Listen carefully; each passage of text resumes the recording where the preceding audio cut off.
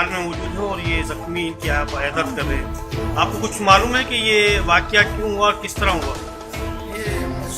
अरशाद रांझाणी जे वाक़े बाद टंडोला यार भरसां भट्टी मलिक खान पठान ऐं संदसि वाटनि जो कुलिन जे घरनि ते चढ़ाई करे ॿिनि औरतुनि समेत 9 माण्हुनि ते लठियुनि कुआड़ियुनि जो आज़ादाना इस्तेमालु कंदे खेनि शदीद ज़ख़्मी करे छॾियो। पुलिस पंहिंजी रवायत खे बरक़रार रखंदे मामले खे लाह मिटीअ करण जी कोशिश में रुधल हिन वक़्त ताईं पठान ऐं संदसि वाठा आज़ाद घुमी रहिया आहिनि। 20 सेक्शन थाणे जे SHO क़ौम परस्त अॻवान इरफान मेहंदी जो भाउ मज़र मेहदी आहे।